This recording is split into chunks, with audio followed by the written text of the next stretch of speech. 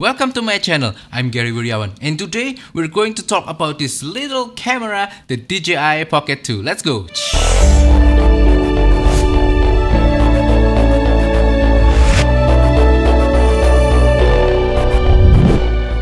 Before we continue with today's video, if you are into photography, filmmaking, camera reviews, micro photos camera, as well as if you're into home recording, music, guitar playing, guitar tutorial, rock battle, whatever, I do those kinds of video in this channel, and if you like them, please consider subscribing to my channel. Alright, so let's continue with this video.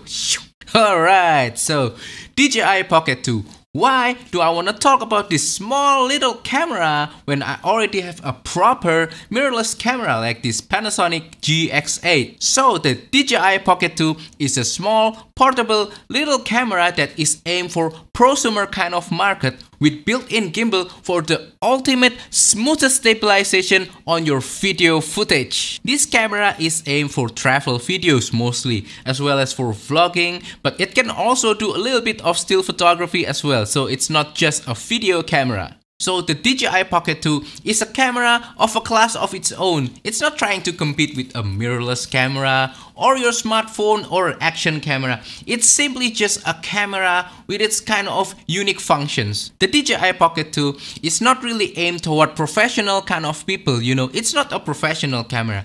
Although, if you learn how to use this camera properly and if you are being mindful when you are using it, it can deliver some really great results. And if you already have a proper camera setup like this mirrorless camera right here, the DJI Pocket 2 can really complement it really well. Well, as you can see right here, I already put some gadgets into the DJI Pocket 2 and make it a little bit more intimidating. But essentially, it's just this part right here, very small, very portable. And I will talk about all of those gadgets later on, but this review is not really focusing about the specifications of this camera or doing some tests that are comparing it with other different cameras. No, I won't do any comparison like that, and I want to focus more on, telling how I use it in real world usage, alright? My personal experience, my personal opinions, and what I found, some of my observations about using the DJI Pocket 2 as a supplementary camera for my main camera kit. Alright, so now let's talk a little bit about some basic specification of the DJI Pocket 2 just to get you started, alright? So let's talk about the main camera first. Let's talk about the lens. This is a 20mm in full frame equivalent focal length kind of lens, which will give you a little bit of ultra wide angle kind of field of view.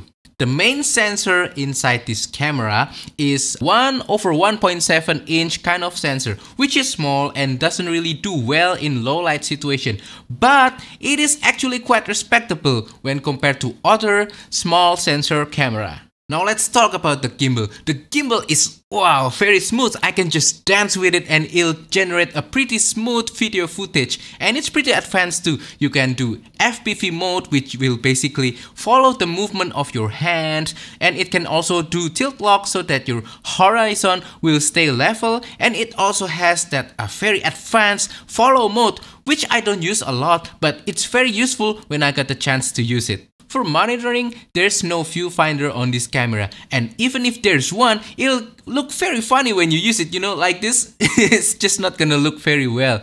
But there's a 1-inch sensor right here that you use to frame your shots, as well as to monitor what you're doing during recording, as well as for playback. It is kind of small, but it kind of works and I like it. And it's also touchscreen, and that's how you primarily interact with the camera and operate some functions in this camera. Because of its small kind of size, there's not a lot of buttons in this camera, alright? There are only 3 initially. The power on off button, and then the change shooting mode button to change between shooting still and video and whatnot, and then the record button. That's all, but there are some accessories like this joystick controller that you can use to control the gimbal movement, as well as an extra button, or you can also get the controller wheel accessories for even greater precise control of the gimbal movement using the wheel. Now let's quickly talk about video capabilities of this camera. So this camera can shoot 1080p, 2.7K and 4K up to 60 frames per second, alright. I mostly only shoot on 1080p or sometimes 4K at 25 frames per second or even sometimes 50 frames per second, alright? There's also slow motion too, up to 240 frames per second, alright? There's also cine-like color profile, so it's a little bit more flat so that you can color grade it later and preserve some dynamic range as well. And more importantly, it also supports manual shooting mode, so you can change things like shutter speed, ISO, white balance, and so on. This camera can also shoot stills picture, alright? So it can also shoot panorama and all those kind of things, alright? But I don't really shoot stills with this camera, so if you want to know more about the still capabilities of this camera, I recommend you to watch other DJI Pocket 2 videos. Now, my favorite part of the spec is that there are lots of accessories for the DJI Pocket 2, alright? To start with, this is the do-it-all handle. When you attach it into the camera, it will turn the Pocket 2 camera into a more capable video camera with a better audio quality and attachment points for tripod as well as for microphone, as shown right here, alright? There's also wide angle lens, anti-filters and whatnot, and if you use the do-it-all handle like this, you can also use the wireless lavalier microphone that you can use to record audio, alright? Now, before the DJI Pocket 2 was released, there was this DJI Osmo Pocket, the original version, alright? So this is the predecessor of the DJI Pocket 2. And although the DJI Pocket 2 is better in almost every aspect when compared to the DJI Osmo Pocket, the DJI Osmo Pocket is still a very respectable camera of its own category, alright? So compared to the older Pocket, I'm just gonna call it Pocket, alright? The DJI Pocket 2 is better, especially when it comes to the focal length of the main camera as well as the sensor. The 20mm focal length is much wider than the 26mm focal length of the original Pocket. So this is easier to vlog with when compared to the original Pocket. Also because the sensor is slightly bigger, then it performs in low light better when compared to the original Pocket as well. Although the low light performance is better when compared to the original Pocket, it's still not as good as a dedicated mirrorless camera like my Panasonic GX8, alright? It's physics, you know, the sensor is so much bigger when compared to the DJI Pocket 2, so that it naturally performs much better in low light.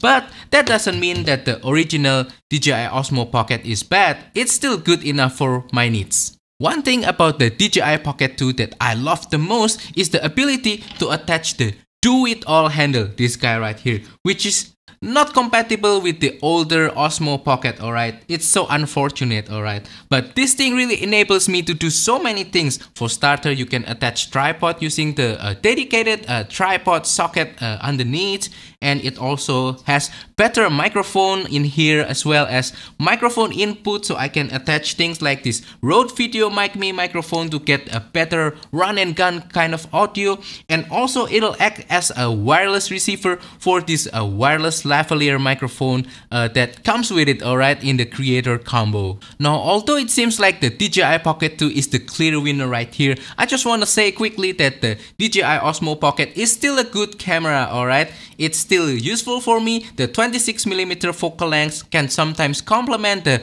wider 20mm focal length of the DJI Pocket 2. And it still has its place in my camera kit, alright?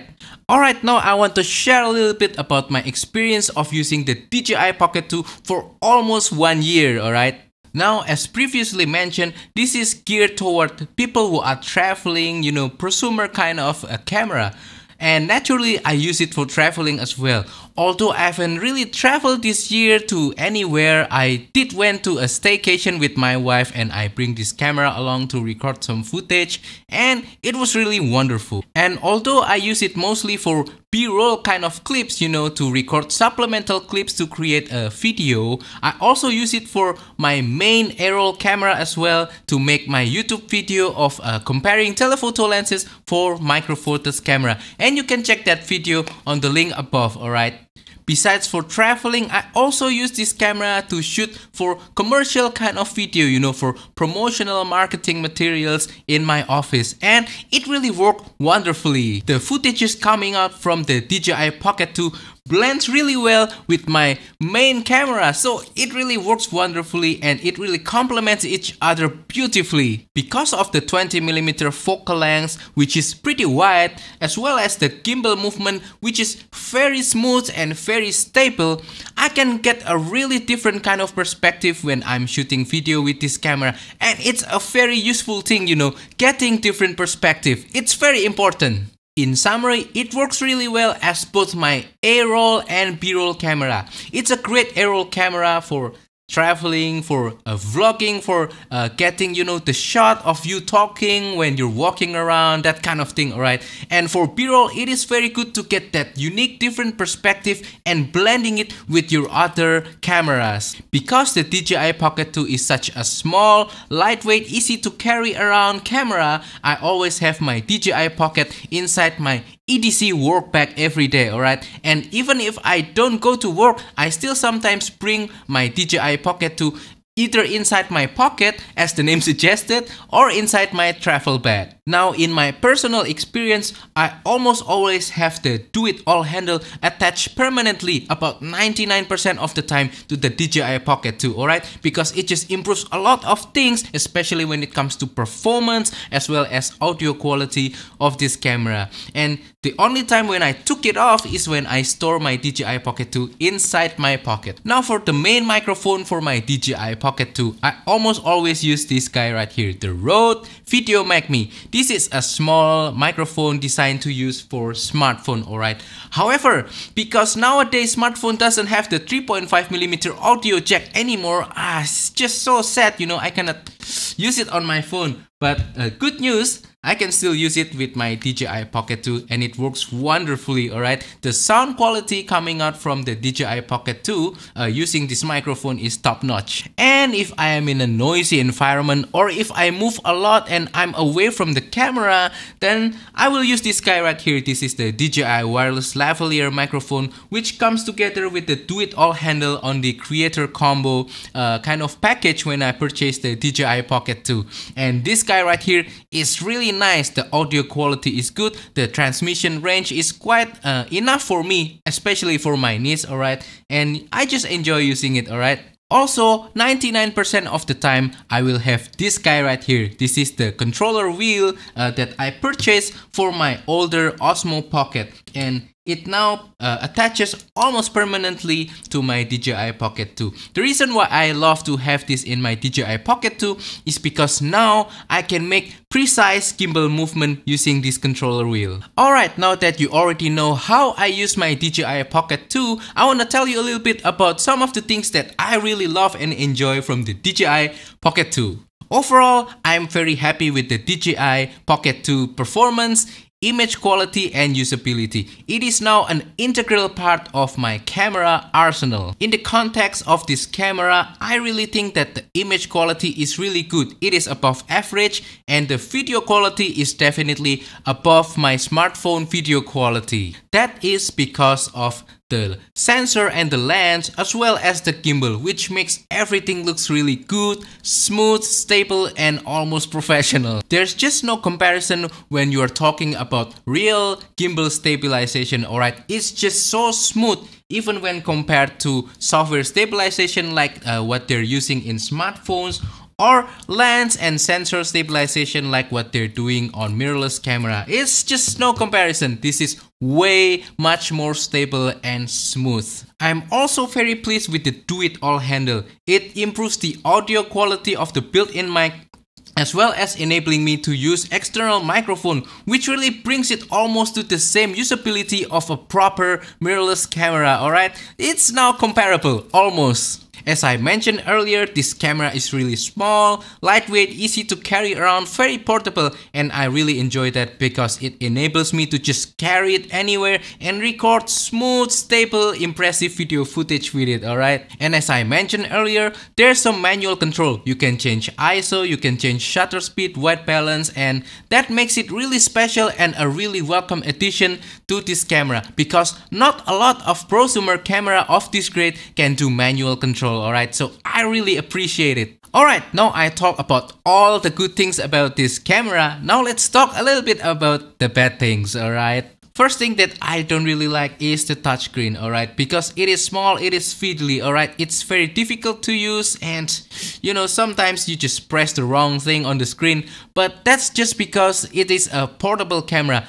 I can still live with it, it's fine for me, alright. Second thing, low light image quality. Although this is already improved when compared to the original Osmo Pocket, for my needs, there's still room for improvements in my opinion, alright. It doesn't mean that it's bad, but I just think that it can be better, and I hope it will be better in the future. Next thing that I don't really like is the fact that it doesn't offer 100 or 200 frame per second slow motion. It only offers it in 120 or 240, alright. I shoot in 25 frames per second all the time, including this YouTube video that you're watching right now. It's recorded in 25 frames per second, alright. And 120 or 240 cannot really be divided by 25, in an even kind of number. So yeah, it's a little bit annoying, and that makes me use the slow motion feature less and less. Alright, now in this part of this video, we've already talked about my experience of using the camera, the strengths, the weakness. Now I want to talk a little bit about my wish list for the next DJI Pocket 3, alright, if the DJI Pocket 3 ever comes out.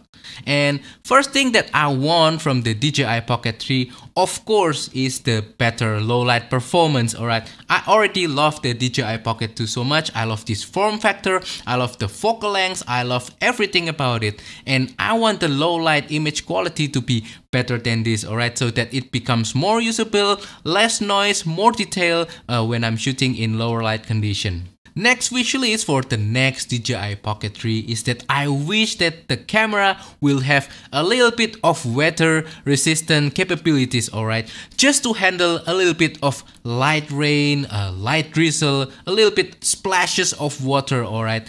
I don't need it to be fully submersible inside water. No, I don't need that. I just need it to be a little bit more resilient towards weather, because the DJI Pocket 2 is not resilient toward weather, alright. It's too fragile when it comes to handling it during a little bit of rain or when there's a little bit of splashes of water, alright. So that's my wish list, alright. So yeah, that'll conclude my video right there. So that is all for today's video. I hope that you enjoyed this video and find this video to be useful. Please comment down below, do you have a DJI Pocket 2? And if you don't have it, are you interested in using it, alright? And what are your wish lists for the DJI Pocket 3 if you already have a DJI Pocket 2? Alright, also if you have any questions about the DJI Pocket 2 or anything really about this video, please comment down below and I will try my best to answer them as well, alright? And also don't forget to support my small channel by liking this video, sharing this video and subscribing to my channel down below, because it will really help me a lot to motivate me to keep making these videos for you, alright? That's all for today's video. Thank you and goodbye.